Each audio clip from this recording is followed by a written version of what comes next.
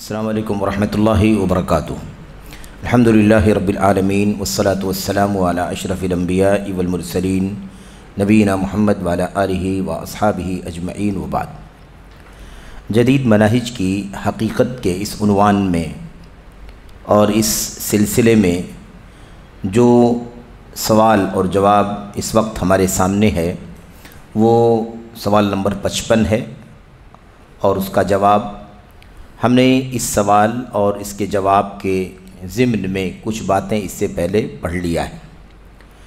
اور سوال یہ تھا کہ کیا حزبی کتابوں یا ہمارے ملک میں باہر سے آئی ہوئی جماعتوں کی غلطیوں کو بے نقاب کرنا دعات کے پیچھے پڑنا شمار کیا جائے گا؟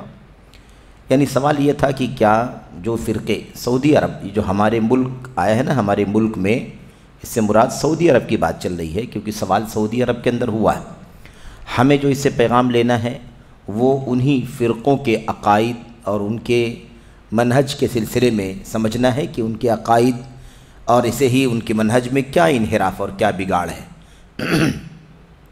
یہ سوال تھا، اور اس کا جواب جو صفحہ نمبر 325 پر شروع ہوا تھا، تو یہ سوال اور اس کا جواب ہم نے کچھ پڑھا ہے، اور اس حوالے سے کچھ دلائل سلف صالحین کی سیرت میں ہم نے پڑھا ہے کہ جن کے ہاں عقائد میں انحراف تھا، جن کے ہاں فکر میں بگاڑ تھا، منہج میں فساد تھا، ان پر رد کرنا، ان پر نقد کرنا ہمارے اسلاف کا طریقہ رہا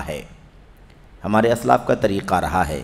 شخصیتیں ہوں تو بھی رد کیا ہے انہوں نے، یا کچھ کتابیں ہوں جو باطل یا ضلالت پر مشتمل ہوں اس پر بھی رد کیا ہے، اور جرح و تعدیل کا پورا جو باب ہے جس بارے میں بے شمار کتابیں بھی لکھی گئی ہیں، وہ کتابیں اس بات کی دلیل ہیں کہ جن کے یہاں انحرافات پائے جاتے ہوں، بگاڑ پائے جاتے ہوں، فساد پائے جاتے ہوں، ان سے امت کو آگاہ کرنا ضروری ہے۔ اور اسی اعتبار سے امام احمد بن حنبل رحمۃ اللہ علیہ، اسی طرح سے امام شعبہ بن حجاج، ایسے ہی امام احمد کے بیٹے امام عبداللہ بن احمد بن حنبل، ان کا تذکرہ اور ان کے اقوال وغیرہ کا تذکرہ اس سے پہلے آ چکا ہے۔ اور اسی طرح سے صراحت کے ساتھ حسین کرابیسی اور ایسے ہی حارث محاسبی، ان دونوں کے نام کے ساتھ ہمارے امت کے اسلاف نے، ائمہ نے ان پر رد کیا ہے کہ ان کی کتابیں گمراہی کی کتابیں ہیں، ان کی شخصیتیں مجروح ہیں، ان شخصیتوں کے پیچھے چلنا درست نہیں، ان سے دھوکہ نہیں کھانا ہے، یہاں تک وضاحت کیا کہ ان سے دھوکہ نہیں کھانا ہے۔ ایسے ہی امام ابو زرعہ رازی رحمۃ اللہ علیہ، جو چوٹی کے ایک امام ہیں، عالم ہیں، جرح و تعدیل کے امام ہیں، امام احمد بن حنبل اور امام ابو زرعہ رازی یہ دونوں ایک وقت کے ہیں، ایک ساتھ میں بہت ساری مجلسوں میں بھی ان کا جانا آنا تھا، اس طرح کی ان کی سیرت میں بہت ساری باتیں موجود ہیں۔ تو امام ابو زرعہ رازی رحمۃ اللہ علیہ نے بھی صراحت کے ساتھ حارث محاسبی اور اس کی کتابوں سے امت کو ڈرایا ہے، آگاہ کیا ہے۔ اب یہ چند باتیں اس سے پہلے گزر چکی ہیں۔ اب اس وقت جو ہمیں آپ کے سامنے گفتگو کرنی ہے وہ شیخ جمال بن فرحان الحارثی حافظہ اللہ کا رحمۃ اللہ علیہ کا جو حاشیہ ہے، اس ضمن میں شیخ جمال بن فرحان الحارثی رحمۃ اللہ علیہ نے موجودہ دور میں جو منحرف شخصیات ہیں یا جن کے عقائد میں، جن کے منہج میں انحراف پایا جاتا ہے، ان سے بھی آگاہ کیا ہے نام لے کر۔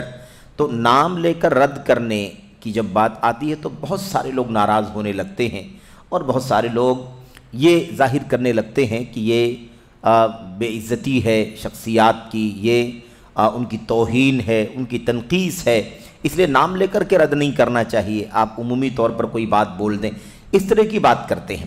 اور اس حوالے سے میں آپ کے سامنے یہ بھی ذکر کرنا چاہتا ہوں کہ اس میں یہ جن شخصیات پر یا جن باطن انحرافات پر رد کیا جاتا ہے، اس سے جڑے ہوئے جو لوگ ہیں وہ تو اعتراض کرتے ہی ہیں، بعض ہمارے اپنے بھی ہیں جو اپنی کم علمی کی بنیاد پر اعتراض کرتے ہیں، یعنی کچھ اپنے لوگ بھی جو ہیں وہ بھی اعتراض کرتے ہیں، اور بسا اوقات وہ اس طرح کے سوالات کرتے ہیں کہ کیا یہ اچھا نہیں ہوگا کہ ان سے شخصی طور پر ملاقات کر لی جائے، ان سے شخصی طور پر جو لوگ زندہ ہیں ان سے شخصی طور پر ملاقات کر لی جائے، ان سے رابطہ کر لیا جائے، ان کو سمجھا دیا جائے کیوں ان کا نام لے کر کے ان کے اس فکر کو پوری دنیا کے سامنے کیوں نشر کیا جائے، یا مثال کے طور پر اسٹیجوں سے یا ایسے ہی میڈیا پر بیٹھ کر کے مثال کے طور پر خطبوں میں، جیسے اس وقت ہم لوگ بیٹھے ہوئے ہیں، یہ پروگرام بھی لائیو چل رہا ہے، بہت سارے لوگ براہ راست بھی بیٹھ کر کے یہاں سن رہے ہیں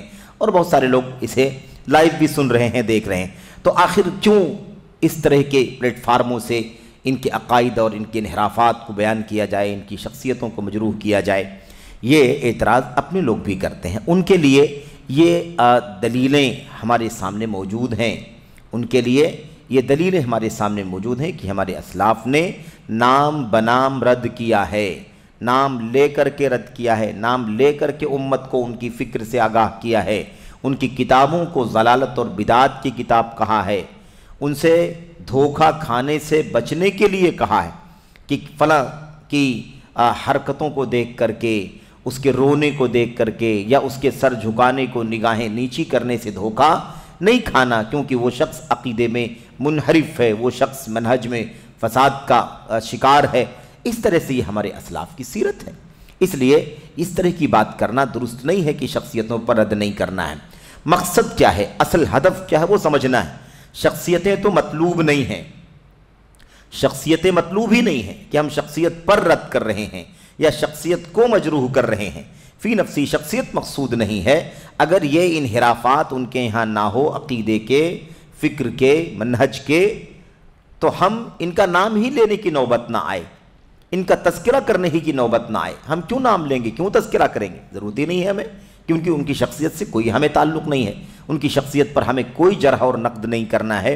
یہ اس لیے کیا جا رہا ہے تاکہ ان کے عقائد سے، ان کے باطل مناہج سے، ان کی بدعات سے، ان کی کتابوں سے، ان کی تحریروں سے، یا ایسے ہی آج کل جو وسائل ہے میڈیا کے، اس پر جو ان کی فکر نشر ہو رہی ہے، اس سے امت کو آگاہ کیا جائے، امت کو بچایا جائے۔ یہ اصل میں مقصد ہے۔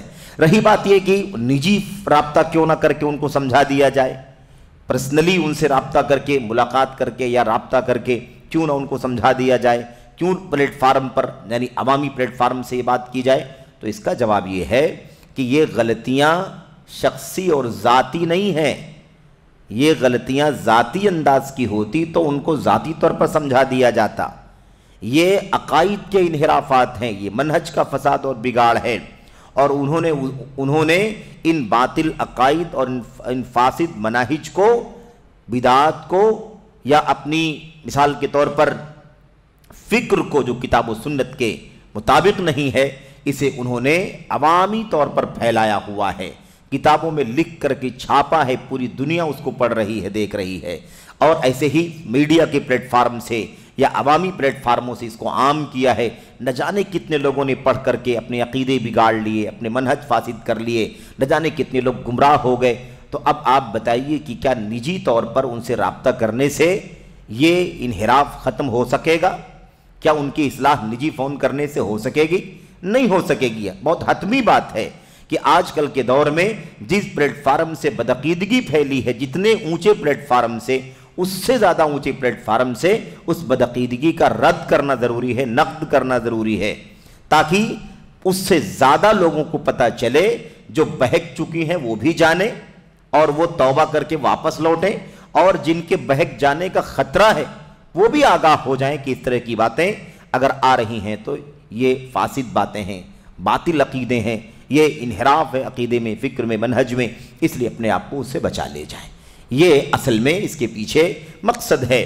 اس لیے یہ بات کہنا بالکل بیجا ہے میرے بھائیوں کہ ایک شخص نے اپنی بدعقیدگی اور اپنی فکر کی گمراہی پوری دنیا کے اندر پھیلا رکھا ہے، اور کوئی آئے اتنا خیر خواہی کرنے کا جذبہ لے کر کے کہ اسے نجی بات کر لینا چاہیے، پرسنل سمجھا دینا چاہیے۔ تو پرسنل سمجھانے سے کیا ہوگا میرے بھائیوں؟ دنیا گمراہ ہو رہی ہے، امت میں انحراف پھیل رہا ہے، اور ہم اس کو نجی سمجھانے کی بات کر رہے ہیں۔ پھر اس کے بعد دوسری بات یہ ہے کہ جب پلیٹ فارم عوامی پلیٹ فارم سے رد کر دیا جا رہا ہے، نقد کیا جا رہا ہے، ان کے باطل افکار و نظریات کی تردید عوامی پلیٹ فارم سے کی جا رہی ہے، لوگوں کو اعتراض ہے کہ عوامی پلیٹ فارم سے کیوں کی جا رہی، لیکن جب عوامی پلیٹ فارموں سے بھی رد کر دیا گیا تو اسے پتہ چل گیا نا کہ میری بات درست نہیں ہے، میرا عقیدہ صحیح نہیں ہے، میری فکر باطل ہے، تو اسے اس سے رجوع کرنا چاہیے یا نہیں کرنا چاہیے؟ چاہے نجی کسی نے رابطہ کر کے سمجھا دیا ہو تو بھی رجوع کر لینا چاہیے، اگر عوامی پلیٹ فارم سے اگر سمجھا دیا ہو تو بھی رجوع کر لینا چاہیے۔ رجوع کر لینا تو بہر صورت واجب ہے اس کے اوپر، لیکن ہم یہ دیکھتے ہیں کہ یہ انحرافات، یہ بدعات، یہ ہوس پرستی، یہ نفس پرستی، یہ اتباع ہوا، یہ بدستور جاری ہے۔ عام طور پر لوگ رجوع کرنے کی طرف نہیں آتے، رجوع نہیں کرنا چاہتے۔ تو جو ہمارے بھائی اس سلسلے میں بہت زیادہ فکر مند اور سنجیدہ بن کر کے یہ باتیں کہتے ہیں، ان کے اس جذبے کی تو قدر ہے، لیکن جذبہ ضروری نہیں ہے کہ درست بھی ہو، صحیح بھی ہو، اس لیے انہیں اس بات کی نصیحت ہے، انہیں اس بات کی رہنمائی ان اسلاف کے اقوال سے ملتی ہے کہ بھائی ٹھیک ہے، نجی طور پر سمجھانا چاہیے، یہ اس وقت ہونا چاہیے جب نجی غلطی ہو، اس کی غلطی، اس کا گناہ، اس کی معصیت یا اس کا انحراف، اس کا جرم ذاتی اور شخصی طور پر ہو یا بالکل محدود ہو، دو چار لوگوں تک وہ چیز پھیلی ہو تو ہم اسے نجی طور پر سمجھا سکتے ہیں۔ لیکن جب ایک انحراف پلیٹ فارموں پر عام ہو چکا ہے اور امت کے بہت سارے لوگ سن رہے ہیں، پڑھ رہے ہیں، بہک رہے ہیں، تو ہماری ذمہ داری ہے کہ ہم سارے لوگوں کو سمجھائیں کہ یہ غلط ہے، یہ باطل ہے، یہ انحراف ہے، یہ فساد ہے، یہ بدعت ہے، یہ اتباع ہوا ہے۔ اس لیے اپنے آپ کو اس سے باز رکھو، ایسا نہ ہو کہ یہ چیزیں تمہیں گمراہ کر دیں، تمہیں لے ڈوبیں۔ یہ ہماری ذمہ داری ہے، اس بات کو سمجھنے کی ضرورت ہے۔ ہم ان سے جو بہت اچھے جذبے کے ساتھ یہ بات کرتے ہیں کہ نجی طور پر سمجھانا چاہیے، عوامی پلیٹ فارموں سے یہ بات نہیں ہونی چاہیے، انہیں ہم یہ بات کہنا چاہتے ہیں کہ کیا آپ اس پر بھی غور کریں گے؟ آپ کو شخصیت کی غیرت تو آ گئی، اصولی بات بتانا چاہ رہا ہوں میں کہ ایسا کہنے والے ہمارے بھائیوں کو یہ نصیحت ہے کہ آپ کو ان شخصیتوں پر نقد ہو رہا ہے، ان شخصیتوں کے افکار اور ان کے عقائد اور ان کی بدعات پر نقد ہو رہا ہے، اس سلسلے میں آپ کو غیرت آ رہی ہے کہ ان کو بے عزت کیا جا رہا ہے، رسوا کیا جا رہا ہے، عوامی پلیٹ فارموں سے ان کے نام لیے جا رہے ہیں، یہ مناسب نہیں ہے، ان کی بے عزتی، ان کی توہین ہے۔ تو کیا آپ کو اس پر بھی غیرت نہیں آنی چاہیے کہ اللہ تبارک و تعالیٰ کے دین میں بدعات اور انحرافات پھیلا رہے، ایک نہیں بلکہ سینکڑوں، ہزاروں، لاکھوں لوگوں کو بہکا رہے ہیں، گمراہ کر رہے؟ کیا امت کی اس گمراہی پر آپ کو غیرت نہیں آنی چاہیے؟ کہ اللہ تبارک و تعالیٰ کے دین سے زیادہ کوئی چیز یا کوئی شخص غیرت کیے جانے کا حقدار ہو سکتا ہے؟ ہمارے لیے سب سے زیادہ غیرت کی جو چیز ہے وہ اللہ تبارک و تعالیٰ کی توحید کا عقیدہ ہے، نبی کی سنت ہے، سلف امت کا راستہ ہے، اس پر حرف نہیں آنا چاہیے، اس پر آنچ نہیں آنی چاہیے۔ اس سلسلے میں جو امت کے لوگ گمراہ ہو رہے ہیں، اس سلسلے میں ہمیں غیرت آنی چاہیے کہ ہم کیسے برداشت کر سکتے ہیں کہ امت کو بہکایا جا رہا ہو اور ہم خاموش بیٹھے رہیں؟ کیوں ہم اپنے وسائل سے، اپنے ذرائع سے، اپنے پلیٹ فارموں سے امت کو آگاہ نہ کریں؟ میرے بھائیوں، یہ بات سمجھنے کی ہے کہ غیرت کہاں ہونی چاہیے۔ غیرت شریعت کے ضابطے کے مطابق غیرت ہونی چاہیے۔ ایک شخصیت کے لیے آپ غیرت کر رہے ہیں کہ اس کی بے عزتی ہو رہی ہے اور اللہ تبارک و تعالیٰ کا دین کھلواڑ کیا جا رہا ہے، اس کے ساتھ نبی کی سنت کے ساتھ تلاوت کیا جا رہا ہے، کیا اس سلسلے میں غیرت نہیں آنی چاہیے ایک مسلمان کو؟ تو یہ نقطہ اصل میں سمجھنے کا ہے۔ اس بارے میں ہماری اور آپ کی ذمہ داری یہ بنتی ہے کہ ہم اصولی ضابطوں پر، اگر یہ طریقہ غلط ہوتا تو ہمارے اسلاف نے شخصیتوں کا نام لے کر ان کے عقائد سے، ان کے افکار سے امت کو آگاہ نہ کیا ہوتا۔ یہ دلیلیں ہمارے لیے کافی ہیں کہ ضرورت پڑنے پر جیسا انحراف ہو، جیسا فساد ہو، جیسا بگاڑ ہو، اسی اعتبار سے لوگوں کو اس سے آگاہ کرنا، لوگوں کو اس سے بیدار کرنا بھی ضروری ہے۔ یہ چند باتیں تھیں اس حوالے سے۔ اچھا، اس کے بعد شیخ جمال فرحان الحارثی رحمۃ اللہ علیہ نے یہ بات لکھی ہے کہ نہایت افسوس کی بات ہے کہ سرزمین توحید میں رہنے والے بعض دعات اور بعض نوجوان ان مشکوک اور منحرف کتابوں کو قبول کر چکے ہیں۔ یہ صفحہ نمبر 328 پر ہے جو حاشیہ ہم نے پڑھا ہے۔ ہم صرف یہاں سے آگے والی بات کو جوڑنے کے لیے ان باتوں کو آپ کے سامنے دوبارہ ذکر کر رہے ہیں۔ کہتے ہیں یہ بہتر چیز کو معمولی چیز سے بدل رہے ہیں، اور اتنا ہی نہیں بلکہ کچھ ایسے لوگ بھی موجود ہیں جو ابو العلا مودودی اور ان کی کتابوں، اسی طرح محمد سرور بن نائف زین العابدین، اسی طرح حسن البنا، سید قطب، محمد قطب، حسن الترابی اور ان جیسے دیگر اہل بدعت جیسے صلاح الصاوی اور محمد احمد الراشد وغیرہ کی تعریف، ستائش اور ان کی تعظیم کرتے ہیں۔ چند لوگوں کے نام لیے تھے نا شیخ نے۔ اب اس کے بعد صفحہ نمبر 329 پر آپ دیکھیں، باقاعدہ یہاں پر شیخ جمال بن فرحان الحارثی رحمۃ اللہ علیہ نے چند شخصیتوں میں جن کے نام انہوں نے لیے ہیں ان میں سے چند کے عقائد اور ان کے انحرافات کا تذکرہ بطور مثال کر رہے ہیں۔ نمبر 1، شیخ کہتے ہیں چنانچہ میں حق بیان کرتے ہوئے کہتا ہوں۔ اولاً سب سے پہلے مودودی، مولانا مودودی صاحب کے بارے میں لکھتے ہیں، مولانا مودودی اپنی کتاب رسائل و مسائل، جو لوگ کتابیں پڑھتے ہیں، کتابوں کے پڑھنے کا شغف ہے، وہ اچھی طرح سے جانتے ہیں کہ مولانا مودودی کی کتابوں میں ایک کتاب جو ہے وہ رسائل و مسائل ہے، کئی حصوں میں ہے، حصہ اول، دوم، سوم، اس طرح سے کئی حصوں میں وہ کتاب پھیلی ہوئی ہے، رسائل و مسائل۔ اس کتاب کے صفحہ نمبر 57 اور یہ صفحہ نمبر 57 جو لکھا گیا ہے یہ 1351 کا ایڈیشن ہے، یعنی پرانا ایڈیشن ہے، اس لیے آپ دیکھ رہے ہیں کہ اس میں حصہ نہیں لکھا ہوا ہے، کیونکہ اس وقت جو ہے اتنی ہی کتاب تھی جب حصہ نہیں تھا۔ اب وہ کتاب بعد میں کئی حصوں میں بعد میں پھیل گئی اور کئی حصوں میں وہ کتاب چھپی ہوئی ہے۔ بہرحال صفحہ نمبر 57 ایڈیشن جو یہ ہے 1351 کا، اس میں فرماتے ہیں یہ کتاب عام ہے، پڑھی جا رہی ہے، آج بھی چھپ رہی ہے، تقسیم ہو رہی ہے، مکتبات سے لوگ خرید رہے ہیں اور اس کو پڑھ رہے ہیں، اور یہ عقائد، یہ بدعات، خرافات، یہ ساری چیزیں لوگ پڑھ رہے ہیں، اور یہی عقیدے ان کی آنکھوں کے سامنے، ان کے کانوں سے گزرتے ہوئے ان کے دلوں تک پہنچ رہے ہیں، اس لیے اس پر غور کرنے کی ضرورت ہے۔ دیکھیے رسائل و مسائل کے اس صفحے پہ کیا کہتے ہیں، حضور علیہ السلام کو اپنے زمانے میں یہ اندیشہ تھا کہ شاید دجال حضور علیہ السلام کے زمانے ہی میں ظاہر ہو جائے یا کسی قریب زمانے میں ظاہر ہو جائے، لیکن کیا 1350 برس نے یہ ثابت نہیں کر دیا کہ حضور کا یہ اندیشہ صحیح نہیں تھا۔ دیکھا آپ نے کتنی آسانی سے لکھا، ایسے لگتا ہے جیسے اپنے زمانے کے کسی ساتھی پر یا اپنی سوسائٹی کے کسی آدمی پر رد کر رہے ہوں۔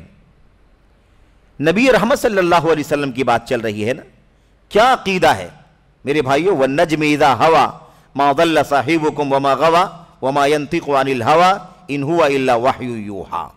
اللہ تبارک و تعالیٰ کی طرف سے وحی کا ہی سورس ہے جس کے ذریعے سے نبی کریم صلی اللہ علیہ وسلم کوئی بھی بات کہا کرتے تھے۔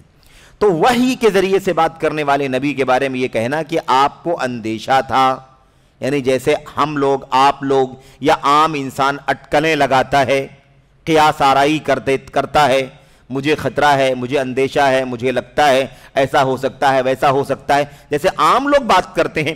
کیا نبی کریم صلی اللہ علیہ وسلم اسی انداز کی بات کر رہے تھے جب آپ دجال کے بارے میں آنے کی بات کر رہے تھے؟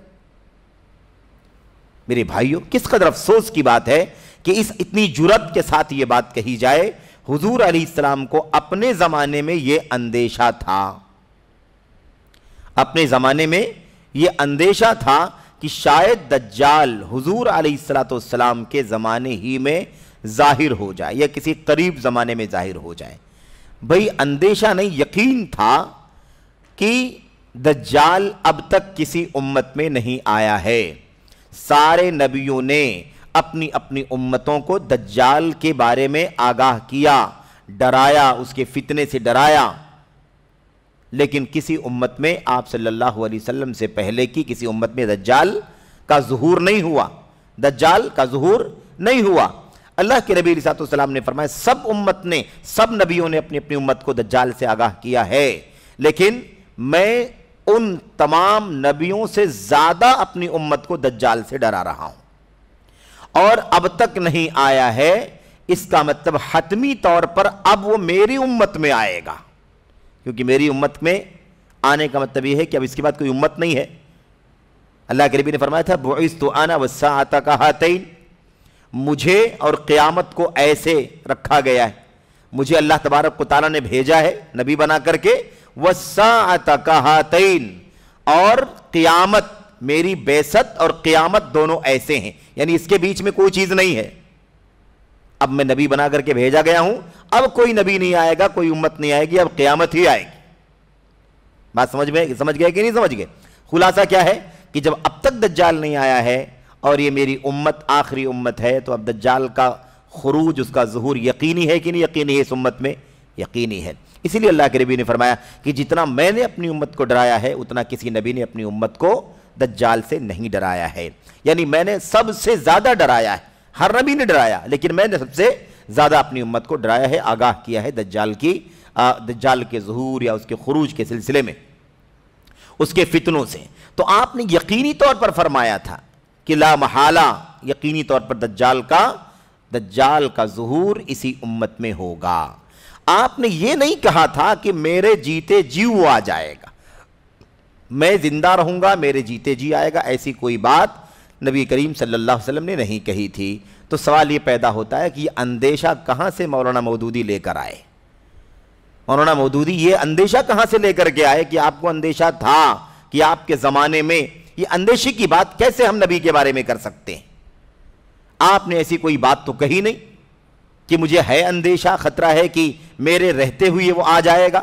آپ علیہ السلام نے فرمایا کہ دجال آئے گا، دجال نکلے گا، اس کا فتنہ ایسا ایسا ہوگا، اور آپ نے یہ فرمایا کہ قرب قیامت بہت ساری بڑی بڑی نشانیاں بھی ظاہر ہوں گی، ان میں سے ایک نشانی دجال کا خروج بھی ہے، دجال کا نکلنا بھی ہے۔ آپ نے یہ فرمایا تھا، آپ نے کبھی نہیں کہا کہ میرے جیتے جی نکلنے کا بھی اندیشہ ہے۔ جب آپ یہ کہہ رہے ہیں نبی کریم صلی اللہ علیہ وسلم، آپ یہ کہہ رہے ہیں کہ حضرت عیسیٰ علیہ السلام کے ذریعے سے اس کا قتل ہوگا، تو یہ بات کہاں سے آ گئی کہ آپ کو اندیشہ تھا کہ آپ کے زمانے میں ظاہر ہو جائے گا؟ یہ بات کہاں سے لے آئے؟ کہاں سے لے آئی یہ بات؟ اور پھر اس کے بعد یہ کہنا کہ آپ کے زمانے ہی میں ظاہر ہو جائے یا کسی قریب زمانے میں ظاہر ہو جائے۔ اچھا بات یہ ہو گئی بات۔ اس کے بعد کہتے ہیں لیکن کیا 1350 برس نے یہ ثابت نہیں کر دیا کہ حضور کا یہ اندیشہ صحیح نہیں تھا؟ اپنے زمانے میں یا قریب زمانے میں، آپ کی وفات کے 200 سال، 300 سال، 400 سال، 500، 600، 700، 800، 1000، 11، 12، 1300 سال گزر چکے، یعنی آپ کی وفات کے قریبی زمانے میں 1500 سال کے بیچ میں، سمجھ رہے ہیں نا، ظاہر ہو جائے گا۔ لیکن کہتے ہیں کہ اب تو 1300 سال گزر چکے ہیں، یہ 1300 سال کا گزرنا، یہ 1300 سال کا گزرنا ثابت کر رہا ہے ان کے بتانے کے حساب سے کہ اللہ کے نبی کا یہ اندیشہ درست نہیں تھا۔ یہ بات ہی سرے سے درست نہیں ہے کہ نبی کریم صلی اللہ علیہ وسلم نے یہ کبھی اندیشہ ظاہر کیا ہو کہ میرے جیتے جی آ جائے گا یا میری وفات کے اتنے سالوں کے بیچ میں آ جائے گا، 200، 500، 1000 سال کے بیچ میں، ایسی کوئی بات نبی کریم صلی اللہ علیہ وسلم نے اندیشے کے طور پر ظاہر نہیں فرمائی ہے۔ اللہ کے نبی علیہ السلام کی کسی حدیث میں ایسی صراحت موجود نہیں ہے کہ آپ نے ایسی کوئی بات کہی ہو کہ مجھے اندیشہ ہے کہ میرے زمانے میں آ سکتا ہے، مجھے اندیشہ ہے کہ وہ، بلکہ آپ علیہ السلام نے فرمایا کہ وہ اس امت میں اس کا ظہور ہوگا، کبھی بھی ہو سکتا ہے۔ اچھا، اتنی آسانی کے ساتھ یہ کہنا کہ اللہ کے نبی کا یہ اندیشہ صحیح نہیں تھا، آپ بتائیے کتنا بڑا الزام ہے یہ۔ اندیشہ تھا اور صحیح نہیں تھا تو آپ صلی اللہ علیہ وسلم کیا اندیشے کی بنیاد پر کوئی بات کہتے تھے دین کے حوالے سے؟ آپ کے دین میں، آپ کی سنت میں کیا ماضی، حال اور مستقبل کی خبریں نہیں ہیں؟ آپ کی نبوت میں، آپ کی رسالت میں، آپ کے پیغام میں کیا یہ نہیں شامل ہے کہ آپ صلی اللہ علیہ وسلم نے ماضی کی بہت ساری خبریں دی ہیں، پیشین گوئیاں مستقبل کی ہیں، اور حال کی بہت ساری باتیں بتلائی ہیں؟ بتلائی ہیں کہ نہیں بتلائی؟ یہ اللہ کے نبی علیہ السلام کے نبوت کا، رسالت کا حصہ ہے کہ آپ نے ماضی کی کچھ خبریں دی ہیں، آپ نے حال کی کچھ باتیں بتلائی ہیں، اور آپ نے مستقبل میں آنے والی بہت ساری چیزوں کی پیشین گوئی بھی فرمائی ہے، اور یہ سب وحی کے راستے سے، یہ سب وحی کے راستے۔ قرآن کریم میں اللہ تبارک و تعالیٰ نے بہت ساری باتیں اپنے نبی صلی اللہ علیہ وسلم کو جب بتلائیں تو اللہ تعالیٰ نے کیا فرمایا؟ تِلْكَ مِنْ أَنْبَاءِ الْغَيْبِ نُوحِيهَا إِلَيْكَ، یہ جو باتیں ہم آپ کو بتلا رہے ہیں یہ سب غیب کی خبریں ہیں جو ہم آپ کو وحی کے ذریعے سے بتلا رہے ہیں، اور جب آپ کو وہ بات معلوم پڑی تو آپ نے اپنی امت کو بھی بتلایا۔ تو آپ صلی اللہ علیہ وسلم اگر یہ کہہ رہے ہیں کہ دجال کا ظہور ہوگا تو پھر یہ آپ وحی کے ذریعے سے بول رہے ہیں یا کسی اور ذریعے سے بول رہے ہیں؟ اپنی منمانی بول رہے ہیں، کیا اندیشہ ظاہر کر رہے ہیں، یا وحی کے ذریعے سے خبر دے رہے ہیں کہ مستقبل میں بڑی نشانیوں میں سے قیامت کی ایک نشانی دجال کا خروج بھی ہے؟ تو اندیشہ کیسے ہو سکتا ہے؟ وہ اندیشہ جانتے ہیں نا، ڈر ہے، ہو سکتا ہے، خطرہ ہے۔ نبی کریم صلی اللہ علیہ وسلم کے بارے میں یہ بات کہنا اور پھر یہ کہنا کہ 1300 سال نے ثابت کر دیا کہ یہ اندیشہ آپ کا صحیح نہیں تھا، استغفر اللہ۔ اتنی آسانی سے کوئی آدمی اپنے کسی محترم ساتھی پر بھی نہیں اس طرح کے جملے استعمال کر سکتا ہے، اتنی آسانی سے جملہ استعمال کر دیا۔ اس کے بعد دیکھیے، یہ ہو گئی بات، اور یہ جو ایڈیشن تھا، آئی بات نا 1351 کا ایڈیشن تھا، اس کے بعد 1362 کے ایڈیشن میں اضافہ ہے۔ جیسے ایڈیشنوں میں اضافے ہوتے رہتے ہیں نا، کچھ چیزیں ہے نا مزید اس کے اندر کچھ تنقیح ہے، کچھ اضافہ ہے، کچھ حاشیہ ہے، یا کچھ اور چیز ہے، اصلاح وغیرہ بھی ہوتی ہے۔ تو 1362 کے ایڈیشن میں اضافہ ہے، 1350 برس گزر گئے اور دجال نہیں نکلا، لہذا یہی حقیقت ہے۔ دیکھا آپ نے، جو نبی وحی کے ذریعے سے کوئی بات کہتا ہے وہ اندیشہ صحیح نہیں ہے، اور مولانا مودودی پوری جرات کے ساتھ، پوری صراحت کے ساتھ کہتے ہیں کہ 1350 برس گزر گئے، دجال نہیں نکلا، لہذا یہی حقیقت ہے۔ یعنی دجال کا نہ نکلنا ہی کیا ہے؟ حقیقت ہے۔ 1300 سال گزر چکے، اب تک نہیں نکلا، تو اب آگے نہیں نکلے گا، یہی حقیقت ہے۔ دجال کا کھلا انکار ہے کہ نہیں ہے؟ دجال کے نکلنے کا، دجال کے خروج کا کھلا انکار مولانا مودودی اپنی کتاب رسائل و مسائل کے 1362 ہجری والے ایڈیشن میں صراحت کے ساتھ کر رہے ہیں۔ شیخ کہتے ہیں، شیخ جمال کہتے ہیں، دجال کے نکلنے کا واضح انکار ہے، جس کے نکلنے کے سلسلے میں صحیح حدیثیں متواتر ثابت ہیں۔ دجال کے نکلنے کی حدیث کوئی ایک دو نہیں ہے، متواتر ہے، یعنی مسلسل ہے، کئی ایک حدیثیں، اتنی ساری حدیثیں ہیں کہ کوئی ڈاؤٹ اور شبہے کی بات نہیں، یقینی طور پر وہ بات، حتمی طور پر وہ بات کیا ہے؟ مؤکد ہے، اور اس کا ہونا بھی، اس کا نکلنا بھی، اس کا پیش آنا بھی یقینی اور ضروری ہے۔ تو یہ آپ دیکھ رہے ہیں کہ مولانا مودودی نے دجال کے سلسلے میں صراحت کے ساتھ انکار کرتے ہوئے کیا کہا کہ 1350 سال گزر گئے، اب تک دجال نہیں نکلا، اس لیے یہی حقیقت ہے کہ دجال کوئی چیز نہیں ہے، یا دجال کے نکلنے والی بات صحیح نہیں ہے۔ تو 1300 سال، اب آج تو مطلب اور 100 سال گزر گئے، ایسے آگے بھی ابھی اللہ تبارک و تعالیٰ کے علم میں ہے کہ دنیا کب تک قائم رہے گی، قیامت کی بڑی نشانیاں کب ظاہر ہوں گی۔ تو کیا سب لوگ مولانا مودودی کی طرح اس بات کا انکار کرتے چلیں؟ کوئی کہے 1500 سال گزر گئے اس لیے اب تک نہیں نکلا، کوئی کہے 2000 سال گزر چکے اس لیے اب تک نہیں دجال نہیں نکلا، اس لیے حقیقت یہ ہے کہ دجال نہیں نکلے گا۔ تو سب لوگ نبی کریم صلی اللہ علیہ وسلم کی وحی کے ذریعے سے بتائی ہوئی اس بات کا انکار کرتے چلیں۔ بات سمجھ رہے ہیں؟ اب ایک شخص دجال کا انکار کرے، اس کے خروج کا انکار کرے، اور اسے اپنی کتابوں میں لکھے، اور اس طرح سے کتابیں چھپتی رہیں، 51 کے ایڈیشن میں یہ چھپا، اس کے بعد 62 کے ایڈیشن میں اور زیادہ وضاحت کے ساتھ کہ یہی حقیقت ہے کہ دجال نہیں نکلے گا، 11 سال کے بعد، اور آج تک وہ کتاب چھپ رہی ہے، اور وہ کتاب مرکزی مکتبہ اسلامی سے مل رہی ہے، بک رہی ہے، تقسیم ہو رہی ہے، اور بھی جگہوں سے مل رہی ہوگی، بر صغیر ہندوستان، پاکستان، بنگلہ دیش وغیرہ کے مختلف علاقوں سے کتابیں چھپتی ہیں، تقسیم ہوتی ہیں، ملتی ہیں۔ آج تک وہی عقیدہ پھیلایا جا رہا ہے، اور لوگ بدستور اس عقیدے کو پڑھ رہے ہیں۔ نبی کریم صلی اللہ علیہ وسلم کی حدیثوں میں جو متواتر حدیثیں ہیں دجال کے نکلنے کی بات، اس کی وضاحت، اس کا فتنہ، اور کتنی عمر ہوگی، کتنے دن رہے گا، کہاں سے نکلے گا، کہاں اسے قتل کیا جائے گا، کون قتل کرے گا، ساری تفصیلات نبی کریم صلی اللہ علیہ وسلم کی حدیثوں کے اندر موجود ہیں۔ قرآن کریم اللہ کے نبی صلی اللہ علیہ وسلم کی حدیثیں قرآن کریم سے جیسے کوئی بات ثابت ہوتی ہے، بالکل ویسے ہی نبی کریم صلی اللہ علیہ وسلم کی حدیثوں سے بھی یہ بات ثابت ہوتی ہے۔ اور جب مولانا مودودی نے اللہ کے نبی صلی اللہ علیہ وسلم کی حدیثوں پر انگلی اٹھائی، قلم چلایا، اور اس کے اعتبار کو، اس کے استناد کو کمزور کیا بلکہ اس کے اعتبار کو ختم کرنے کی کوشش کی، حتیٰ کہ صحیح بخاری کے بارے میں کہا کہ کوئی روایت صحیح بخاری میں بھی ہو تو اس سے لازم نہیں آتا ہے کہ وہ صحیح ہو، کیونکہ کچھ بھی ہو جائے تو امام بخاری ہماری ہی طرح سے انسان تھے۔ اس طرح سے کہہ کر کے صحیح بخاری کی بھی مقام اور مرتبے کو پورے طور پر انہوں نے ختم کرنے کی کوشش کی۔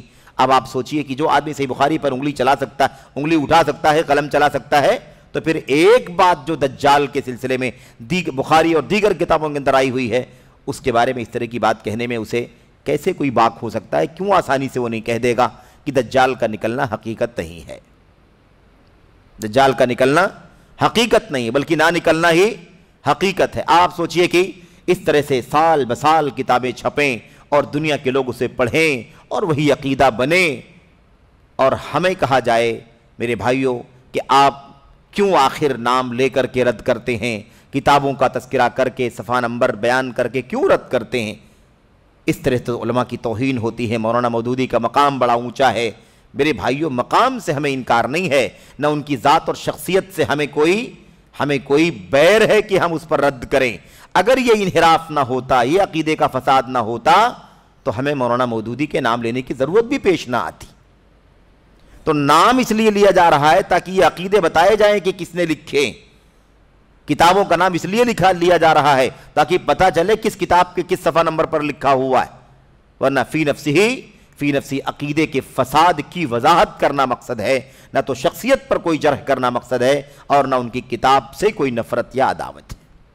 اس لیے یہ بات سمجھنے کی ہے اور یہ ذمہ داری ہے امت کی۔ ہمارے اسلاف نے اسی طرح سے باطل عقائد، افکار، نظریات، مناہج اور ایسے ہی بدعات اور اہل بدعات پر کھل کر کے نام لے کر کے کتابوں پر، شخصیتوں پر اچھی طرح سے وضاحت کے ساتھ نام لے کر کے بتلایا ہے کہ یہ عقیدے فلاں شخص کے ہیں، اس کی کتابوں میں ضلالت ہے، بدعات ہے، اس لیے اس سے بچنا ضروری ہے۔ تو یہ کوئی نیا کام نہیں ہے بلکہ یہ ہمارے اسلاف کا جو رویہ ہے، ان کا جو عقیدہ ہے، ان کا جو طریقہ ہے، ان کا جو اسوہ ہے، یہ اسی کا امتداد ہے اور یہ قیامت تک چلتا رہے گا۔ یہ قیامت تک چلتا رہے گا، اسے کوئی روک نہیں سکے گا، کیونکہ حق اور باطل کی معرکہ آرائی ہے اور حق کو بیان کیا جائے گا، باطل کی تردید کی جائے گی۔ یہ اہل سنت والجماعت کا عقیدہ ہے جو کتاب و سنت اور سلف امت کے دلائل سے پورے طور پر ثابت ہوتا ہے۔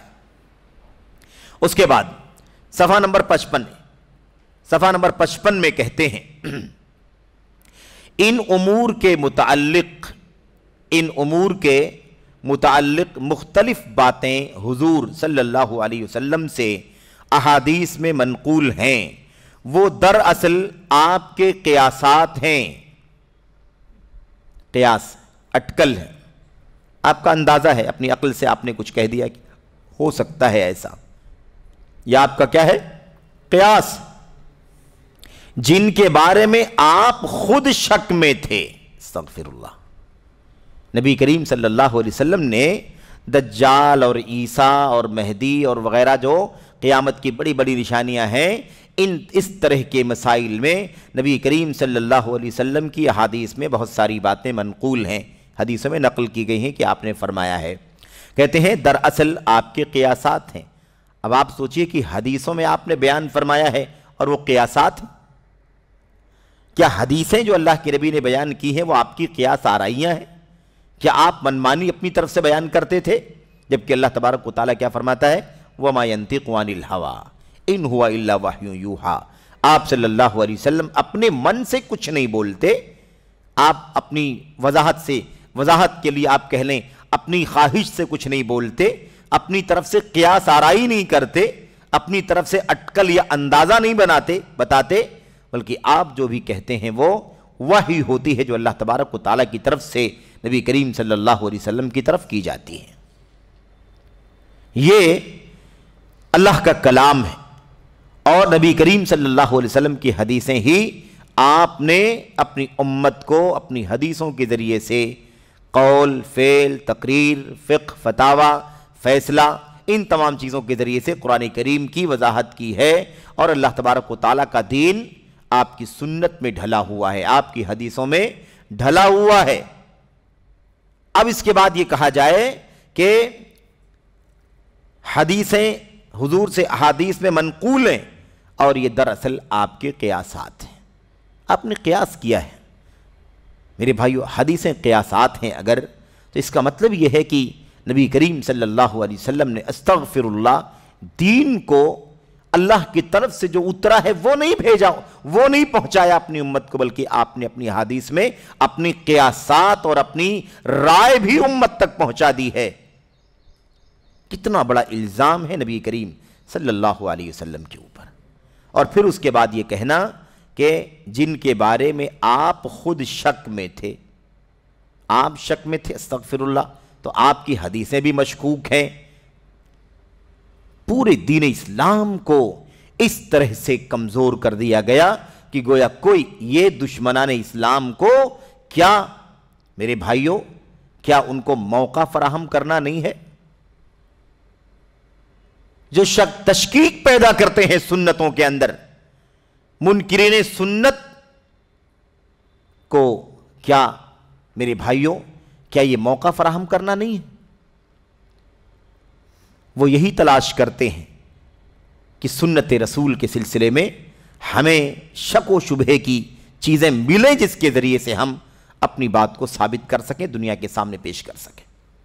تو یہی مسئلہ ہے مولانا مودودی کے یہاں کہ ان کے یہاں خود انکار سنت موجود ہے. انکار سنت ایک نہیں بہت ساری دلیلیں موجود ہیں، بہت ساری حدیثیں صحیح بخاری اور دیگر کتابوں کی جس کا مولانا مودودی نے انکار کیا ہے، اسی طرح اپنی عقل کا استعمال کر کے، اپنی قیاس آرائی، اپنی رائے زنی کے ذریعے سے بہت ساری حدیثوں کا انکار کیا. صحیح بخاری کی حدیثوں کو مشکوک قرار دیا. ضروری نہیں ہے کہ صحیح بخاری معتبر ہی ہو، کچھ بھی ہو، تو امام بخاری ہماری ہی طرح سے انسان تھے، ہم سے غلطی ہو سکتی ہے، ان سے بھی غلطی ہو سکتی ہے. اس کا مطلب یہ ہے کہ صحیح بخاری بھی قابل اعتبار نہیں ہے. میرے بھائیوں یہاں پر اتنی جرأت سے کہہ دیا کہ نبی کریم صلی اللہ علیہ وسلم شک میں تھے. میرے بھائیوں اللہ تبارک و تعالیٰ اپنے نبی کے بارے میں فرماتا ہے کہ آپ کہیے، امت کو کہیے کہ میں اپنے رب کی جانب سے بینہ پر ہوں. میں کس پر ہوں؟ بینہ پر ہوں، روشن دلیل پر ہوں. روشن دلیل وہ اللہ تبارک و تعالیٰ نے مجھے عطا فرمائی ہے، وہ میں امت کے سامنے پیش کرتا ہوں. مولانا مودودی کے کہنے کے مطابق نبی کریم صلی اللہ علیہ وسلم اپنی کسی بات میں شک میں مبتلا نہیں تھے. آپ کو شک نہیں تھا، آپ جو بات کہتے تھے وحی کی روشنی میں کہتے تھے. اس لیے اتنا بڑا الزام، اتنی بڑی جرأت، اس سے زیادہ توہین نبی کریم صلی اللہ علیہ وسلم کی مجھے بتاؤ کہ کون کر سکتا ہے؟ ہم تصور کر سکتے ہیں کہ کوئی ایک مومن مسلمان نبی کے بارے میں کہے کہ آپ نے جو پیشین گوئیاں فرمائی ہیں وہ آپ کے اپنے قیاسات ہے، آپ کو خود شک تھا؟ جو آپ کو کہے کہ شخصیتوں کا نام لے کر کے کیوں رد کرتے ہو، ان کے کارنامے یہ ہیں یہ ہیں یہ ہیں، ان کا دائرہ، ان کی جماعت، ان کی ٹولی اتنی بڑی ہے، انہوں نے فلاں کتاب لکھی، فلاں کتاب لکھی، فلاں کارنامہ انجام دیا. ان سے کہو کہ آپ کو بہت غیرت اگر آتی ہے کسی شخصیت کے بارے میں تو آپ کو نبی کے بارے میں بھی غیرت آنی چاہیے کہ اللہ کے نبی کے بارے میں کہا جا رہا ہے کہ آپ کو شک تھا مستقبل کی خبریں دینے میں، پیشین گوئی کرنے میں آپ نے اپنی قیاسات کا استعمال کیا ہے، اپنی رائے کا استعمال کیا ہے. آپ کو خود یقین نہیں تھا جو آپ بیان کر رہے تھے امت کے سامنے، بلکہ آپ کو شک تھا. نبی پر ایسی بات کہی جائے، مسلمان کو غیرت نہ آئے، اور اس طرح کی باتیں لکھنے والوں پر رد کیا جائے تو لوگوں کو غیرت آئے.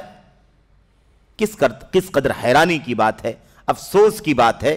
اس سے اندازہ لگاؤ کہ کس قدر فکری اور ذہنی دیوالیہ پن چل رہا ہے کہ لوگوں کو اللہ تبارک و تعالیٰ کے دین کے بارے میں غیرت نہیں. نبی کریم صلی اللہ علیہ وسلم کے پر انگلی اٹھائی جائے، آپ کی شان مجروح کی جائے اور لوگوں کو غیرت نہیں آتی. اور جو لوگ یہ کام کریں ان کے خلاف اگر ہم حق بیان کرنے کے لیے ان پر رد اور نقد کریں تو لوگوں کو اتنی غیرت آتی ہے کہ آپ لوگ بے عزت کرتے ہیں، پلیٹ فارموں پر بیٹھ کر کے عوامی اور اس طرح سے نام لے لے کر کے رد کرتے ہیں. کتاب کے اندر لکھا نبی کریم صلی اللہ علیہ وسلم کو شک تھا، آپ کو خود اپنی قیاسات تھے جو آپ امت کے سامنے پیش کر رہے تھے. یہ ہے میرے بھائیوں، یہ ہے اہل بدعت، اہل انحراف. اس طرح سے عقائد کے مسلمہ اصولوں کے ساتھ بھی اپنی عقلوں کے ذریعے سے کھلواڑ کرتے ہیں۔ یہ جو قیاسات ہیں نا، قیاسات کی بات کہی کہ یہ آپ کے اپنے قیاسات ہیں جن کے بارے میں آپ خود شک میں تھے یا آپ کو خود شک تھا، یہ اللہ کے نبی صلی اللہ علیہ وسلم کی قیاسات نہیں ہیں، اور نہ آپ کو شک تھا بلکہ آپ تو وحی کے ذریعے بتلایا کرتے تھے۔ دراصل یہ مولانا مودودی کی اپنی عقل پرستی ہے، ان کی عقلانیت ہے میرے بھائیو، ان کی ہوا پرستی ہے کہ اتنی جرات کے ساتھ اللہ کے نبی کے بارے میں کہہ دیا کہ آپ کو شک تھا۔ میرے بھائیو، یہ اللہ کے نبی کے قیاسات نہیں ہے، یہ مولانا مودودی کے قیاسات ہیں، یہ ان کی عقل پرستی ہے۔ ان کی عقل نے، ان کی عقل پرستی نے، ان کی عقلانیت نے یہاں تک پہنچا دیا کہ اللہ کے نبی صلی اللہ علیہ وسلم کو قیاسات کا حوالہ دے دیا کہ آپ نے اپنی قیاس آرائی کے مطابق یہ بات کہی تھی۔ میرے بھائیوں، مولانا مودودی کے اس قول پر، ان کے اس اسٹیٹمنٹ پر شیخ جمال فریحان الحارثی کہتے ہیں کیا یہ دجال کا انکار نہیں ہے؟ دو باتیں اس کے اندر ہیں، ایک تو دجال کا انکار کیا جا رہا ہے، دجال کے خروج کا، اس کے نکلنے کا انکار کیا جا رہا ہے، اور دوسری طرف نبی کریم صلی اللہ علیہ وسلم کی شان میں گستاخی کی جا رہی ہے کہ آپ کو شک تھا، آپ کو خود یقین نہیں تھا جو باتیں آپ بیان کر رہے تھے۔ یہ دجال کا انکار نہیں ہے، اور حدیث رسول صلی اللہ علیہ وسلم کی تکذیب نہیں ہے، یعنی کیا اللہ کے نبی کی حدیثوں کو جھٹلانا نہیں ہے؟ جھٹلایا جا رہا ہے اللہ کے نبی کی جو حدیث ہے۔ آپ نے صراحت کے ساتھ کتنی حدیثوں میں دجال کے بارے میں ارشاد فرمایا، بتایا، اس کے فتنے کے بارے میں تفصیل سے آگاہ کیا امت کو۔ میرے بھائیوں، یہ ان حدیثوں کا انکار نہیں ہے تو کیا ہے، ان حدیثوں کو جھٹلانا نہیں ہے تو کیا ہے؟ اللہ کے نبی صلی اللہ علیہ وسلم کے بارے میں اللہ تبارک و تعالیٰ کا ارشاد ہے وَمَا يَنْطِقُ عَنِ الْهَوَىٰ إِنْ هُوَ إِلَّا وَحْيٌ يُوحَىٰ۔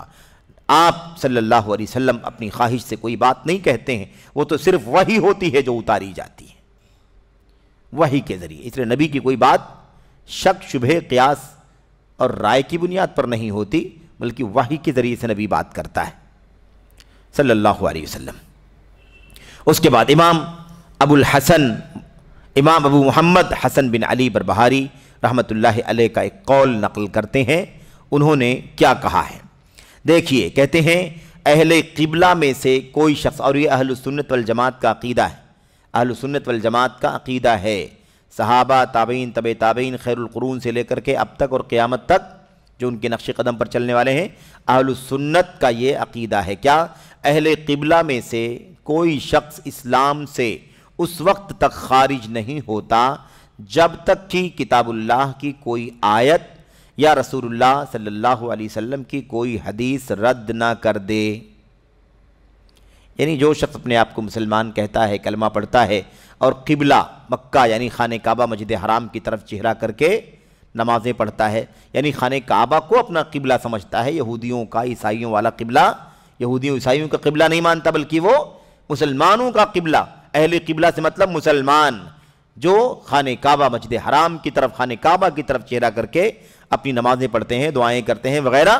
کہتے ہیں ہم اہل قبلہ میں سے کسی کو بھی کافر نہیں کہتے ہیں جب تک کہ وہ اللہ کے کلام کی کوئی، اس وقت تک کوئی شخص اسلام سے خارج نہیں ہوتا جب تک کہ کتاب اللہ کی کوئی آیت یا رسول اللہ کی کوئی حدیث رد نہ کر دے، جب تک قرآن کی کوئی آیت نہ ٹھکرا دے یا اللہ کے نبی صلی اللہ علیہ وسلم کی کسی حدیث کو رد نہ کر دے، ریجیکٹ نہ کر دے، تب تک اسلام سے خارج نہیں ہوتا، یعنی مسلمان رہتا ہے، گنہگار ہوگا لیکن اسلام سے خارج نہیں ہو جائے گا۔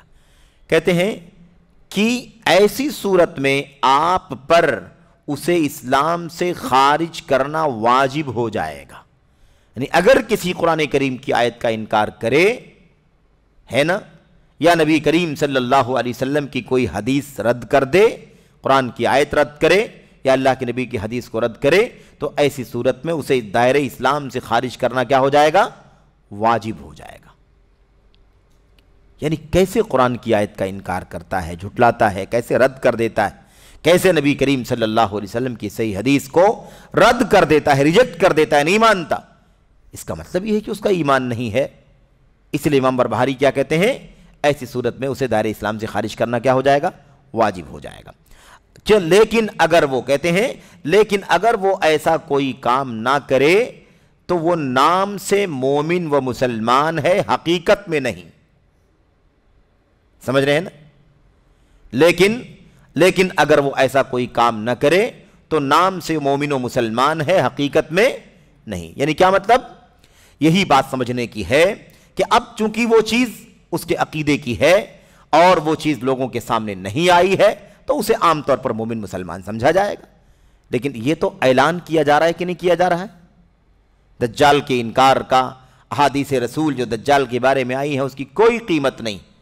صاف کہا جاتا ہے کہ اللہ کے نبی صلی اللہ علیہ وسلم کو شک تھا.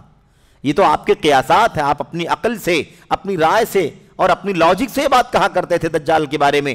ہو سکتا ہے آ بھی جائے، ہو سکتا ہے نہ بھی آئے، کچھ بھی ہو سکتا تھا. آپ کو خود شک تھا کہ وہ آئے گا یا نہیں آئے گا. اور 1350 سال گزر چکے ہیں. اس سے ثابت ہوتا ہے کہ آپ کی یہ بات درست نہیں ہے اور دجال کا نہ نکلنا ہی حقیقت ہے. یہ اتنی جرأت کے ساتھ کہا. آپ بتائیے کہ کیا اللہ کے نبی صلی اللہ علیہ وسلم کی احادیث نہیں بلکہ آپ کی بہت ساری احادیث کا انکار، کیونکہ دجال سے متعلق جتنی حدیثیں ہیں سب کا انکار لازم آ رہا ہے کہ نہیں آ رہا ہے؟ سب کو رد کیا جا رہا ہے، سب کو ریجیکٹ کیا جا رہا ہے. اتنی خطرناک اور سنگین بات ہے. اسی طرح سے اور دیکھیے مولانا مودودی نے کیا کہا ہے اپنی کتاب. اسی طرح مولانا مودودی اپنی کتاب قرآن کی 4 بنیادی اصطلاحیں، قرآن کی 4 بنیادی اصطلاحیں، اس نام سے ان کی کتاب ہے. صفحہ نمبر 156 میں فرماتے ہیں، صفحہ نمبر 156 میں فرماتے ہیں، اور غور سے پڑھیں ان تمام چیزوں کو اور دیکھیں کہ کس طرح سے ایک عقل پرست آدمی جرأت اور جسارت کرتا ہے. فرماتے ہیں اللہ تعالی نے اپنے نبی صلی اللہ علیہ وسلم کو سورہ نصر میں حکم دیا، اذا جاء نصر اللہ والفتح والی صورت میں حکم دیا کہ فرائض نبوت کی ادائیگی میں ان سے جو کمیاں خامیاں رہ گئی ہیں اپنے رب سے ان کی مغفرت مانگ لے. بھئی اللہ کے نبی صلی اللہ علیہ وسلم نے کیا تبلیغ رسالت میں فرائض نبوت کی ادائیگی میں کمی کی ہے، خامی کی ہے؟ اس سے بڑا راستہ اور کیا ہو سکتا ہے دشمنوں کے لیے؟ اس سے بڑا اور راستہ کیا ہو سکتا ہے ان لوگوں کے لیے جو یہود ہیں، عیسائی ہیں اور دنیا میں دیگر ایسے ادیان کے لوگ ہیں جو نبی کریم صلی اللہ علیہ وسلم کے اعتبار پر انگلیاں اٹھاتے ہیں، آپ کو جھٹلاتے ہیں یا آپ کی تکذیب کرتے ہیں یا آپ کی رسالت اور نبوت پر اس طرح عقیدہ نہیں رکھتے جس طرح سے رکھنا چاہیے. کیا ان کے لیے یہ بہت بڑا موقع فراہم کرنا نہیں ہے؟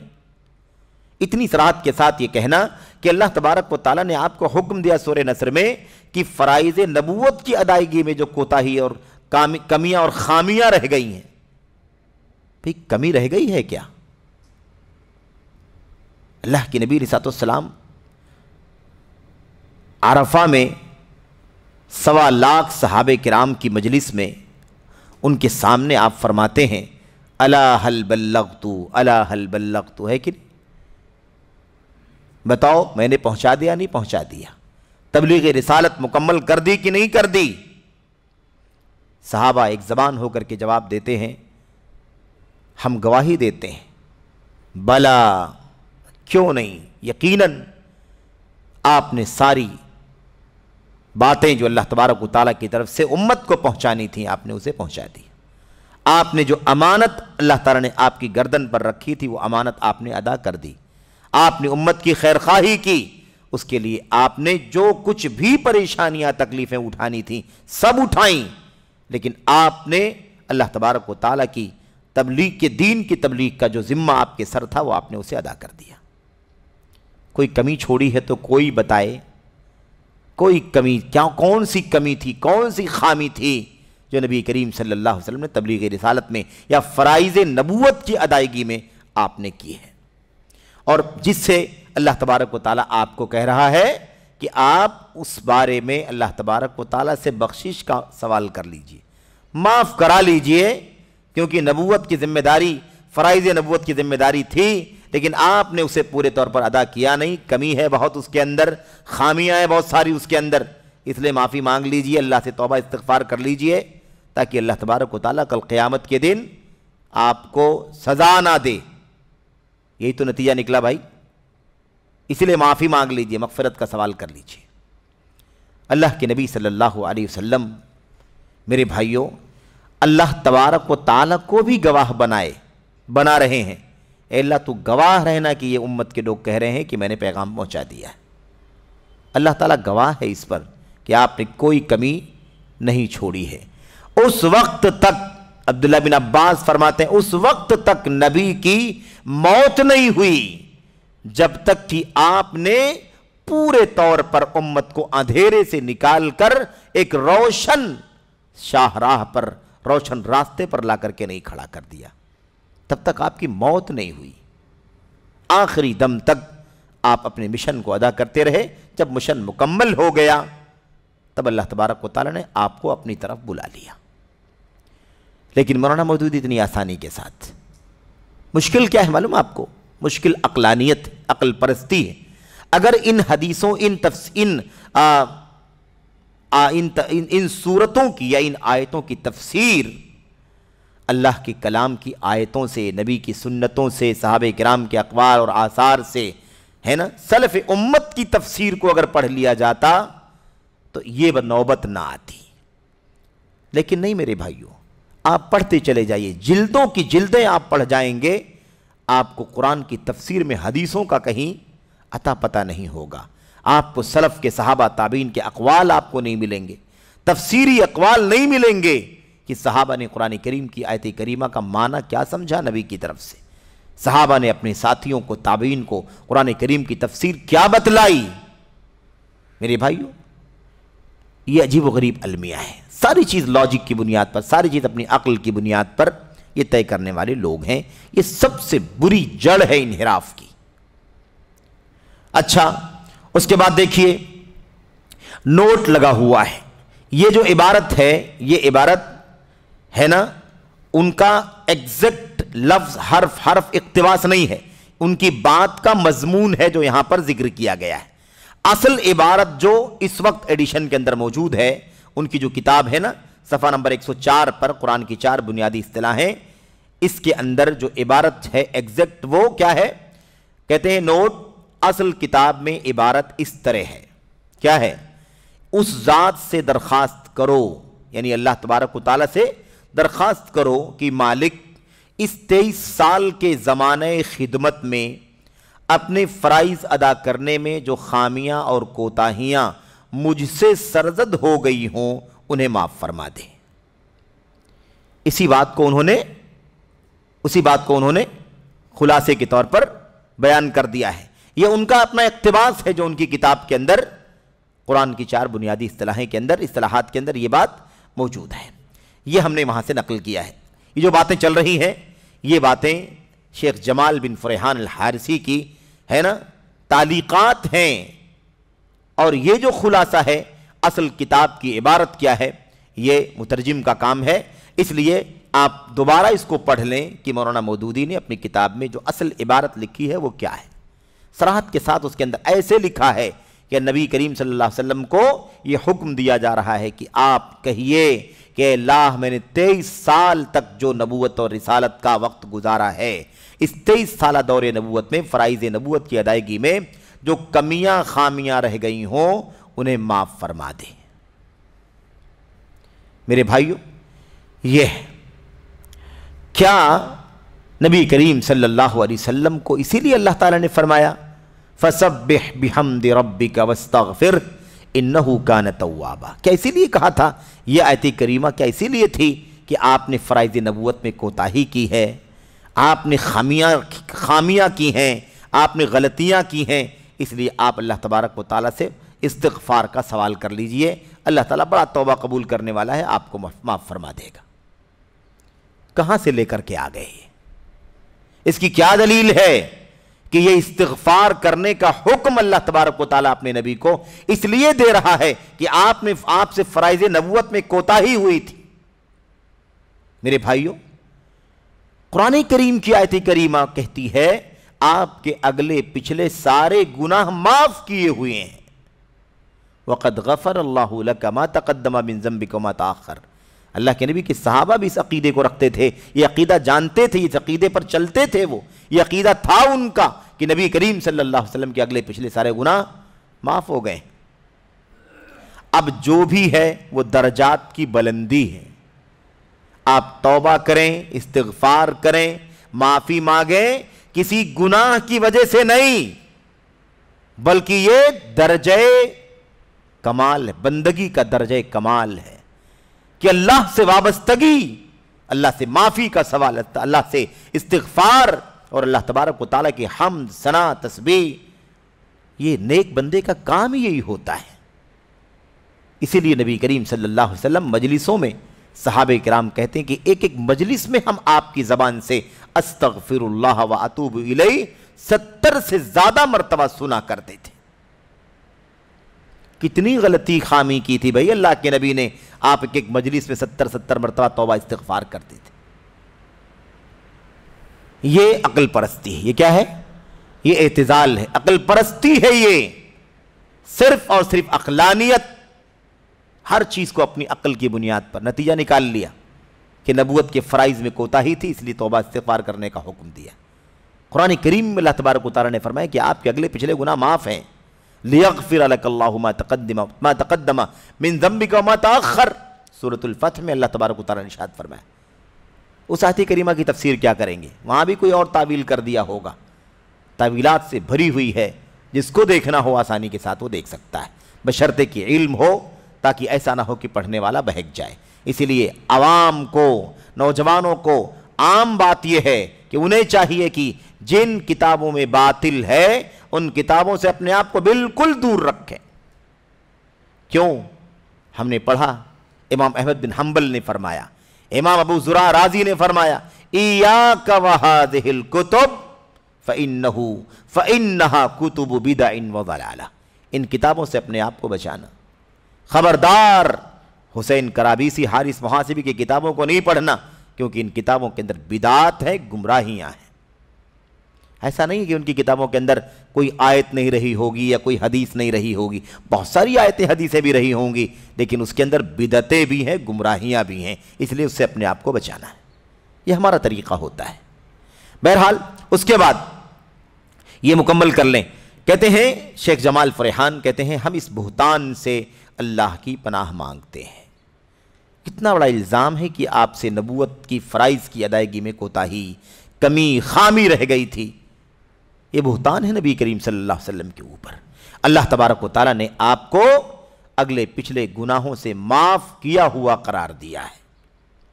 کیا کہتے ہیں، کیا ان کے لیے کافی، کیا ان کے لیے یہ کافی نہیں کہ اللہ تعالیٰ اپنے نبی کو عبودیت یعنی بندگی کی صفت سے متصف کیا ہے، جو بشریت کی کامل ترین صفت ہے۔ اللہ کے نبی صلی اللہ علیہ وسلم کو خود اللہ تبارک و تعالیٰ نے عبد کہا ہے کہ نہیں کہا ہے؟ کتنی جگہوں پر سبحان الذی اسری بعبدہ، اللہ کی ذات پاک ہے جس نے اپنے بندے کو راتوں رات چلایا، معراج کرائی، ہے کہ نہیں؟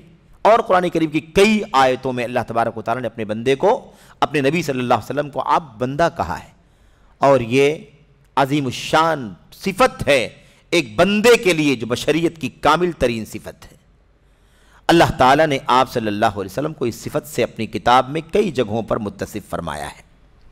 کیا انہیں یعنی مولانا مودودی کو رسول اللہ صلی اللہ علیہ وسلم کی وہ بات معلوم نہیں جو آپ نے 3 افراد سے متعلق حدیث میں فرمائی تھی، جنہوں نے آپ صلی اللہ علیہ وسلم کی عبادت کے بارے میں سوال کیا تھا؟ سوال کیا تھا نا؟ سوال کیا تھا اللہ کے نبی کی نماز کیسی، اللہ کے نبی کا روزہ کیسا، آپ صلی اللہ علیہ وسلم رات میں قیام اللیل کیسے کیا کرتے تھے، آپ شادی بیاہ کرتے تھے نہیں کرتے تھے، سوال کیا، جواب دیا تھا کہ نہیں جواب دیا تھا؟ جب جواب سنا تھا ان لوگوں نے جو 3 آئے تھے تو ان کو ایسا لگا کہ یہ تو بہت کم ہے، تقالوہا، ان کو ایسا لگا کہ یہ تو بہت کم عبادت۔ بھئی اماں عائشہ فرما رہی ہیں کہ آپ کبھی رات کو اٹھتے ہیں نماز پڑھتے ہیں، کبھی سوتے بھی ہیں، روزہ فرض تو اپنی جگہ پر ہے ہی، نفلی روزہ کبھی آپ رکھتے ہیں کبھی آپ چھوڑتے ہیں، اور راتوں رات جاگنے والا، پوری پوری رات جاگنے والا، ایسے ہی بیوی شادی بیاہ سے دوری اختیار کر کے، ہے نا، بغیر بیوی کی زندگی یا ازدواجی زندگی سے کنارہ کشی اختیار کرنے کا معاملہ، نبی کریم صلی اللہ علیہ وسلم کا نہیں تھا۔ تو کہتے ہیں کیا ہے، کأنہم تقالوہا، تو ان سننے والوں کو ایسا لگا کہ یہ تو بہت تھوڑی عبادت ہے، بہت معمولی چیز ہے، ہم لوگ تو بہت حقیر ہیں، بہت معمولی ہیں، بہت گنہگار ہیں، وہ اللہ کے نبی کا مقام اونچا ہے، آپ کا کیا کہنا، آپ کی شان کا کیا کہنا، آپ کے اگلے پچھلے سارے گناہ معاف کر دیے گئے ہیں، تو پھر آپ کو بہت زیادہ عبادت کرنے کی کہاں ضرورت ہے، اس لیے آپ کبھی رات کو سوتے بھی تھے، جاگتے بھی تھے، کبھی آپ روزہ رکھتے تھے، کبھی آپ بغیر روزہ بھی وقت گزارتے تھے، یعنی بغیر روزے کے بھی رہتے تھے، لیکن ہمارا معاملہ الگ ہے، ہم لوگ تو بہت گنہگار ہیں، ہم لوگوں کو ایسا نہیں کرنا چاہیے۔ بلکہ ایک نے کہا میں تو اب ہمیشہ نماز پڑھوں گا، پوری رات میں سوؤں گا ہی نہیں، ایک نے کہا میں روزہ رکھوں گا، کبھی بغیر روزے کے دن نہیں گزرنے دوں گا، ایک نے کہا کہ میں شادی بیاہ نہیں کروں گا، ہے کہ نہیں؟ اس کے بارے میں اس حدیث میں نبی کریم صلی اللہ علیہ وسلم نے کیا کہا تھا؟ کہتے ہیں یہ حدیث اس مسئلے میں نہایت واضح دلیل ہے۔ آپ صلی اللہ علیہ وسلم نے فرمایا تھا، اما واللہ انی اتقاکم للہ، سن لو خبردار، اللہ کی قسم میں یقیناً تم میں سب سے زیادہ متقی اور پرہیزگار ہوں، میں تم میں سب سے زیادہ اللہ تبارک و تعالیٰ کا تقوی اختیار کرنے والا ہوں، تمہیں سب سے زیادہ اللہ تبارک و تعالیٰ سے ڈرنے والا ہوں۔ یہ نبی کریم صلی اللہ علیہ وسلم نے بات بیان فرمائی تھی، سمجھ رہے ہیں نا؟ اب اتنا بڑا بہتان، اتنا بڑا الزام لگا دیا گیا کہ نبی کریم صلی اللہ علیہ وسلم سے اتنی کوتاہیاں فرائض نبوت کی ادائیگی میں ہوئیں کہ اللہ نے فرمایا کہ بخشش کا سوال کر کے دنیا سے جاؤ، سمجھ رہے؟ اور کیا کہا آگے؟ کہتے ہیں بلکہ مولانا مودودی سنت رسول کے استہزاء و مذاق میں بھی معروف ہیں، مودودی سنت رسول صلی اللہ علیہ وسلم کے استہزاء اور مذاق میں بھی معروف ہے۔ اور ہم نے عرض کیا نا، آپ سے اشارہ کیا کہ کس طرح سے انہوں نے بہت سارے معجزات کا انکار کیا، بہت ساری حدیث کا انکار کیا، جو ان کی عقل میں نہ بیٹھی ان حدیثوں کا انکار کر دیا ہے نا۔ اور ایسے ہی دیکھا آپ نے دجال کی ساری حدیثوں کا انکار کیا کہ نہیں کیا؟ اور ایسے ہی اور بھی حدیثیں، مثال کے طور پر وہ باتیں ابھی آئیں گی بھی، آگے ہو سکتا ہے۔ نبی کریم صلی اللہ علیہ وسلم نے ابراہیم خلیل اللہ علیہ السلام کے بارے میں وہ حدیث بیان فرمائی ہے، ثلاث کذبات، ثلاث کذبات، تین جھوٹ والی حدیث ہیں۔ ہم کذب کے معنی جھوٹ کہتے ہیں، اپنی زبان میں اس کا ترجمہ کیا کرتے ہیں؟ جھوٹ۔ کذب صرف جھوٹ کے معنی میں استعمال نہیں ہوتا ہے، جو جھوٹ حرام ہے، گناہ کبیرہ ہے نا، اسی جھوٹ کے معنی میں کذب کا لفظ استعمال نہیں ہوتا ہے، اس کے علاوہ کئی معنی میں استعمال ہوتا ہے۔ لیکن کاش حدیثوں کی شرح کو دیکھ لیا گیا ہوتا کہ امت کے اسلاف نے ان حدیثوں کو کیسے سمجھا ہے، تو انکار کرنے کی نوبت نہ آتی۔ لیکن مولانا مودودی نے انکار کر دیا۔ کیا کہا؟ کیسے مان لیں کہ ابراہیم علیہ السلام نے تین جھوٹ بولا ہے؟ نبی معصوم ہوتا ہے، نبی ایک طرف تضاد، دیکھو تضاد، ایک طرف کہا نبی معصوم ہوتا ہے، عصمت انبیاء، ابراہیم خلیل اللہ علیہ السلام اللہ کے نبی ہے، پیغمبر ہے، آپ معصوم ہیں، ہم کیسے مان سکتے ہیں کہ ابراہیم علیہ السلام نے تین جھوٹ بولے؟ ہے نا؟ وہی نا، ابراہیم علیہ السلام پر تین باتیں آئی ہوئی ہیں، قوم کے لوگوں نے کہا چلو میلے میں، تو کہا میں کیا ہوں؟ میں بیمار ہوں، انی سقیم، اور بقیہ دونوں چیزیں جو اس آیت کریمہ کے تناظر میں موجود ہیں، بتوں کو توڑنے کے بعد کہا اس سے پوچھ لو، ہے کہ نہیں؟ ابراہیم اپنی بیٹی، اپنی زوجہ حضرت سارہ کے بارے میں مصر کے بادشاہ کے جواب میں کہا کہ اسے کہہ دینا کہ تم میری بہن ہو۔ کہا یہ تین جھوٹ ہم کیسے مان لیں کہ ابراہیم علیہ السلام جھوٹ بول سکتے ہیں؟ نبوت معصوم ہوتی، عصمت کے خلاف ہے یہ حدیث، گرچہ صحیح بخاری میں ہے، اس لیے میں نہیں مانتا۔ صحیح بخاری میں ہے تو کیا ہم صحیح بخاری کی ہر چیز کو تسلیم کر لیں گے؟ یہ حدیث بخاری میں ہے تب بھی ہم اس کو نہیں مانیں گے، کیونکہ یہ حدیث عصمت انبیاء، ابراہیم خلیل اللہ علیہ السلام کی عصمت سے ٹکراتی ہے، کیونکہ نبی معصوم ہوتا، اور یہ حدیث بتلاتی ہے کہ نبی نے جھوٹ بولا ہے۔ اس طرح سے انکار کر دیا۔ اب اس پر بات ہوگی انشاءاللہ تبارک و تعالی کہ کذبات کس معنی میں ہے، اور اس کی شرح میں امت کے محدثین نے کیا معنی بتلایا ہے، سمجھ رہے ہیں؟ اگر یہ جھوٹ ہوتا اور عصمت انبیاء سے ٹکراتا تو نبی کے صحابہ سے پہلے آپ کو نہیں پتا چلتا کہ عصمت انبیاء سے ٹکراتی ہے حدیث۔ صحابہ کرام نے حدیث کو سنا، اعتراض کیا نبی کریم صلی اللہ علیہ وسلم کے اوپر کہ اللہ کے نبی ابراہیم جھوٹ کیسے بول سکتے ہیں، اب تو معصوم ہے۔ لیکن نہیں، عقل کی بنیاد پر، عقل پرستی کی بنیاد پر یہ نوبت آتی ہے، اور وہی آدمی آخری نبی محمد الرسول اللہ صلی اللہ علیہ وسلم جو ابراہیم خلیل اللہ علیہ السلام کے بھی سردار ہیں، وہ بھی قیامت کے دن نبی علیہ السلام کے جھنڈے تلے ہوں گے۔ وہ کہتا ہے کہ فَسَبِّحْ بِحَمْدِ رَبِّكَ وَاسْتَغْفِرْ إِنَّهُ كَانَ تَوَّابًا، اس لیے توبہ اور استغفار کرنے کا حکم دیا کیونکہ آپ نے فرائض نبوت کی ادائیگی میں کمیاں اور کوتاہیاں کی ہیں۔ ایک طرف عصمت انبیاء کا نام لے کر کے صحیح بخاری کی حدیث کا انکار کیا جا رہا ہے، اور دوسری طرف اللہ کے نبی علیہ السلام کے بارے میں کہا جا رہا ہے کہ آپ سے نبوت کی فرائض کی ادائیگی میں کمیاں خامیاں ہیں، اس لیے آپ توبہ و استغفار کر لیں۔ یہاں عصمت انبیاء کہاں چلی گئی؟ نبی کی عصمت کہاں ہے؟ ابراہیم معصوم ہے علیہ السلام، اور ہمارے آخری نبی امام الانبیاء والرسل سید ولد آدم، جن کے اگلے پچھلے گناہوں کو اللہ نے معاف کر دیا ہے، قرآن میں اعلان کر دیا ہے، ان کی عصمت کا نہیں خیال آیا، اور یہ کہہ دیا کہ آپ سے فرائض نبوت کی ادائیگی 23 سال میں نہ جانے کتنی کمیاں خامیاں آپ نے کی ہیں، اس لیے وفات سے پہلے پہلے اللہ تبارک و تعالیٰ سے استغفار کر کے جائیے تاکہ اللہ کے سامنے جواب دینے میں آسانی ہو۔ یہ تضاد عقل پرستوں کا یہی حال ہوتا ہے، جب اصولوں پر نہیں چلیں گے تو ان کا نتیجہ یہی نکلتا ہے۔ بہرحال میرے بھائیوں، تو یہ چند باتیں تھیں۔ کیا کہا اس کے اندر؟ بر صغیر کہتے ہیں کہ شیخ جمال کہتے ہیں کہ مولانا مودودی نے سنت رسول کا بھی کافی مذاق اور استہزاء اڑایا ہے، اس بارے میں وہ معروف ہے۔ بر صغیر کے ہمارے اہل حدیث بھائیوں کے یہاں اس پر دلائل سے مزین علمی ردود ہیں، یعنی مولانا مودودی کے ان عقائد پر الحمدللہ تردید میں بر صغیر یعنی ہندوستان، پاکستان، بنگلہ دیش کے علماء اہل حدیث نے الحمدللہ ان پر رد کیا ہے۔ شیخ جمال کہہ رہے ہیں کہ انہوں نے علمی رد کیا ہے، بہت ساری کتابیں موجود ہیں جس سے ان کے اور ان کے فرقے جماعت اسلامی کے انحرافات کی قلعی کھل جاتی ہے۔ یہ شیخ جمال کہہ رہے ہیں۔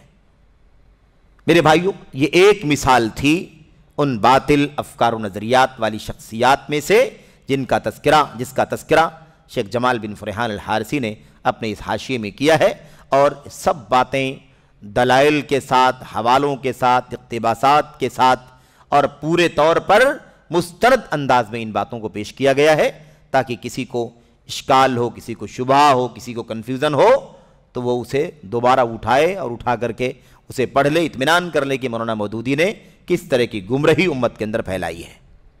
اللہ سے دعا کرتے ہیں کہ اللہ تبارک و تعالی ہمیں انحرافات سے، ضلالتوں سے، بدعات سے اور بدعات و انحرافات پر چلنے والی شخصیتوں سے اور ایسے ان کی کتابوں سے اور ان کی باتوں کے تمام سورسز سے اللہ تبارک و تعالیٰ بچنے کی توفیق عطا فرمائے۔